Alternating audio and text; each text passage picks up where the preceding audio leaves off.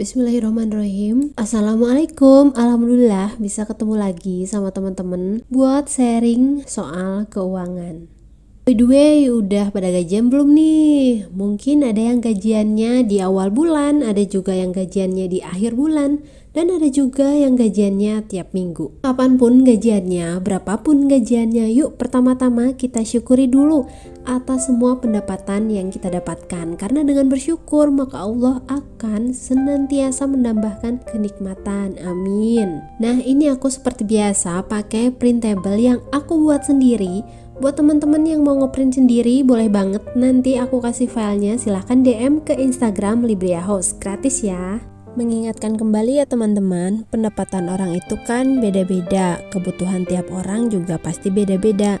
Ada yang punya utangnya banyak, ada yang mungkin anaknya 5, dan lain-lain. Dan harga kebutuhan pokok tiap daerah itu pasti beda-beda. Jadi jangan menyamakan antara kebutuhan kita dan kebutuhan orang lain. Itu pasti fix beda. Dan yang paling terpenting adalah gimana caranya supaya apa yang telah kita dapatkan bisa cukup untuk memenuhi kebutuhan kita. Kalau masih merasa nggak cukup, emang nggak cukup atau emang kitanya aja yang boros? Kalau merasa udah hemat masih nggak cukup juga, mungkin harus ada usaha cari uang tambahan. Seperti yang akan aku sharingkan kali ini. Alhamdulillah di sini sumber pendapatanku itu ada 3. Buat teman-teman yang memiliki sumber pendapatannya lebih dari 1, semuanya harus tetap ditulis. Entah itu penghasilan dari kerja atau hasil usaha, apapun itu semuanya dicatat.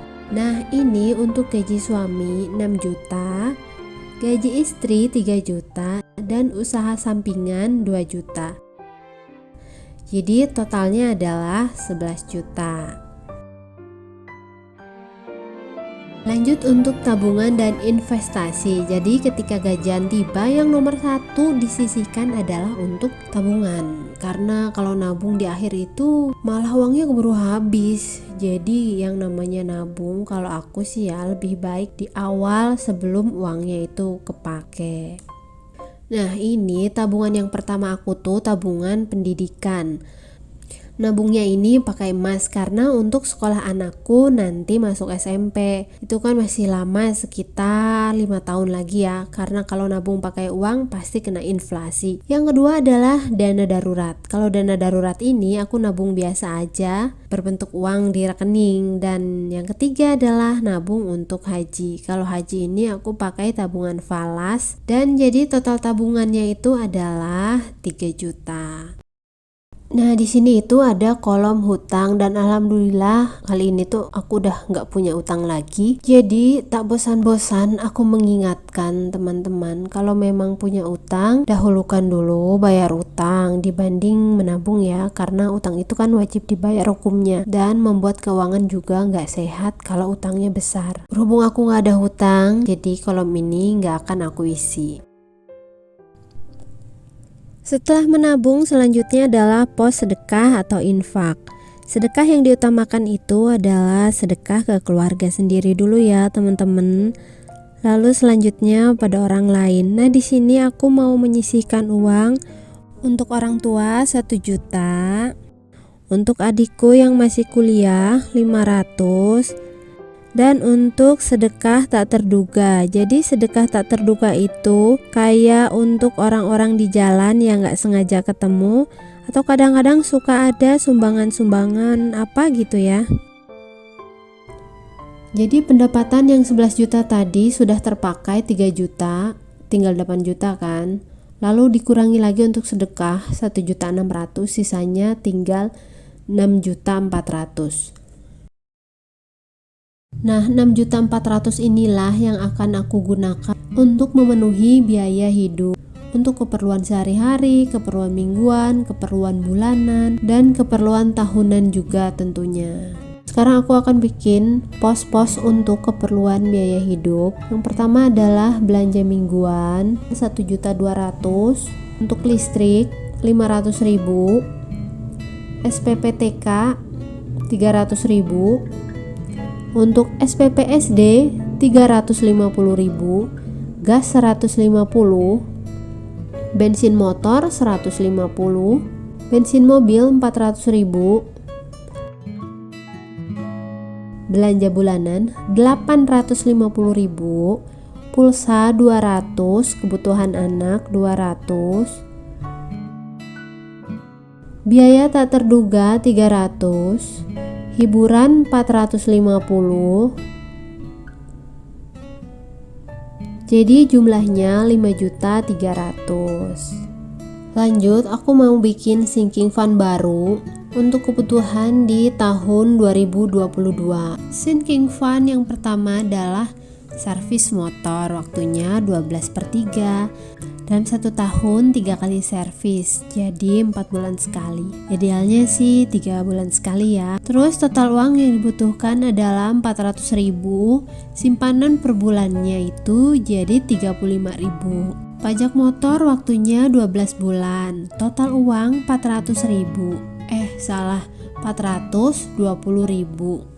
Simpanan per bulannya 35.000. Lalu servis mobil 12/2. Servisnya itu 1 tahun 2 kali. Jadi maksudnya 6 bulan sekali gitu ya. Total uang yang dibutuhkan 3 juta. Simpanan per bulannya 250.000. Pajak mobil 1 tahun 1 kali. Total uang 3.600.000. Simpanan per bulannya 300.000. Kado anak untuk 2 orang, waktunya 12 bulan. Total uang 1 juta, simpanan per bulannya 85.000.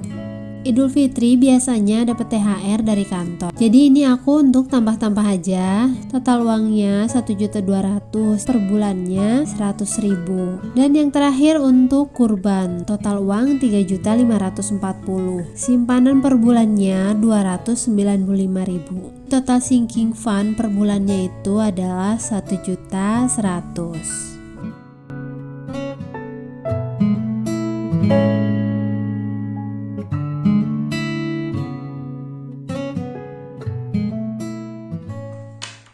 Nah, setelah itu aku akan memasukkan uangnya ke dalam dompet sesuai pos-posnya, biar nggak asal comot kalau pas ambil uang. Yang mau tahu dompetnya beli di mana, bisa cek deskripsi ya.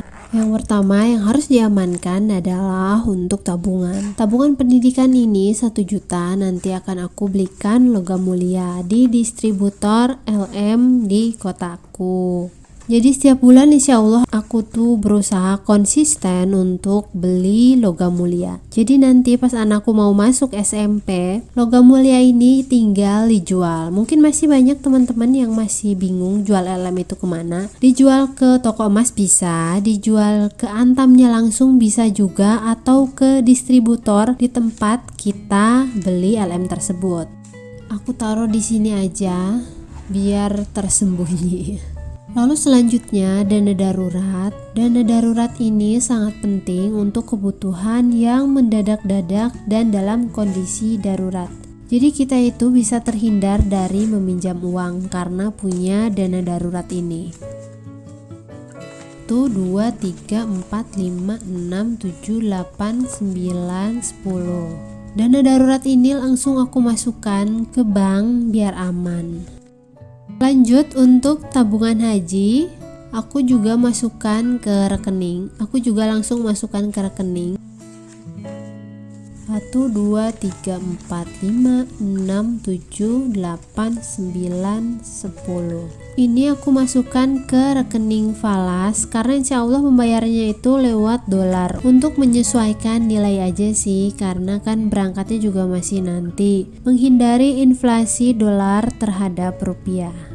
Selanjutnya aku akan pos-poskan untuk keperluan sehari-hari. Untuk belanja mingguan 1.200.000 aku bagi 4, jadi per minggunya 300.000. Kalau untuk kebutuhan beras itu aku nggak beli ya teman-teman. Alhamdulillah dikasih mertua, karena emang kebetulan mertua itu punya sawah, jadi panen sendiri. Nah ini untuk minggu ke-1 300, minggu kedua 300, minggu ketiga 300, dan minggu keempat 300 juga.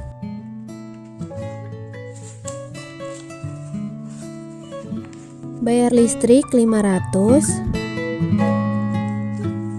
1, 2, 3, 4, 5. Yang bikin boros listrik di rumahku itu biasanya AC, walaupun aku tinggal di pedesaan, tapi di sini lumayan panas. Per sekolah TK 300.000, 1, 2, 3. Untuk bayar sekolah SD 350. Untuk gas LPG 150. Bensin mobil 400. Bensin motor 150.000.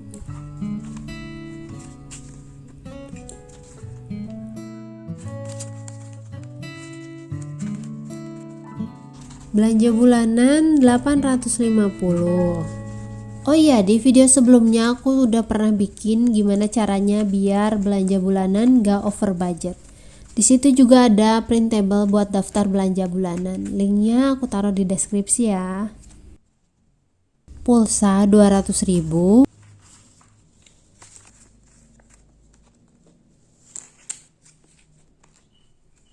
Kebutuhan anak 200.000.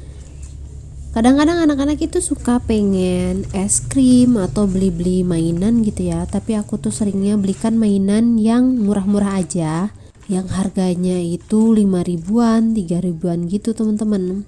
Kayak stiker-stikeran, mewarnai pakai pasir, atau boneka kertas yang bajunya bisa dibongkar pasang. Itu kalau zaman aku SD namanya BP-BP-an. Kalau di sini sih masih suka ada jualan. Karena emang kebetulan aku tuh tinggalnya di daerah pedesaan. Mungkin kalau di kota-kota besar udah jarang ya mainan kayak gitu. Tapi di Shopee juga banyak kok mainan-mainan jadul seperti itu. Lanjut untuk kesehatan 250.000. Kesehatan ini biasanya aku belikan masker, vitamin, atau untuk jaga-jaga ke dokter. Terus lanjut biaya tak terduga 200.000.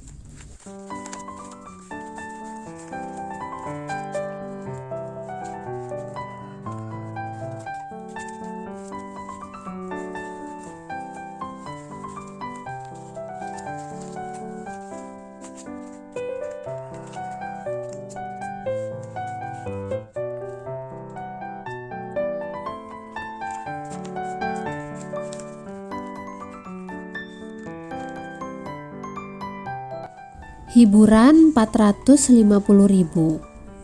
Kalau pas hari Minggu gitu kadang-kadang pengen jajan keluar. Jadi ini tuh penting banget dianggarin, karena menurut aku hiburan itu sesuatu hal yang penting untuk kebersamaan keluarga dan biar refreshing juga ya.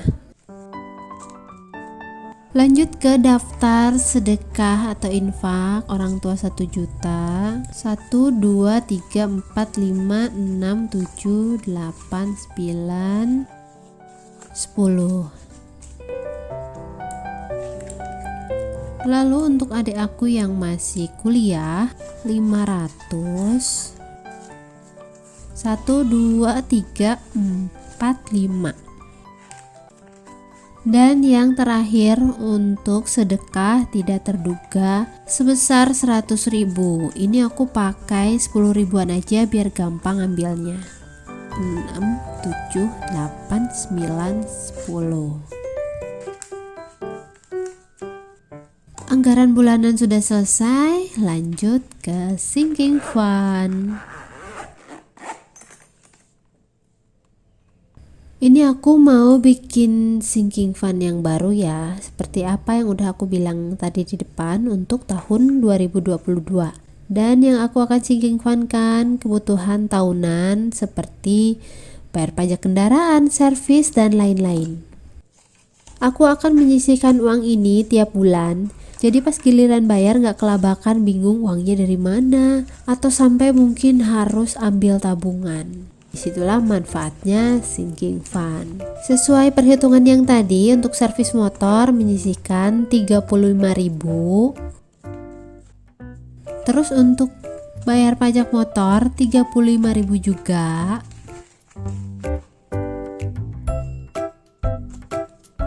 Servis mobil 250.000.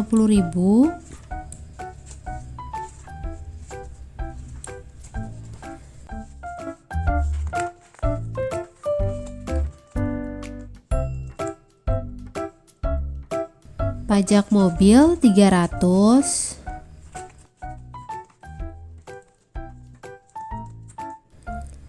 Kado ulang tahun anak 85.000.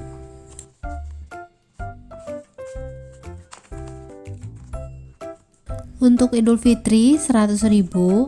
Kalau aku pribadi, daripada ikutan arisan-arisan lebaran, lebih baik aku uangnya kumpulin sendiri aja. Lalu untuk kurban 295.000.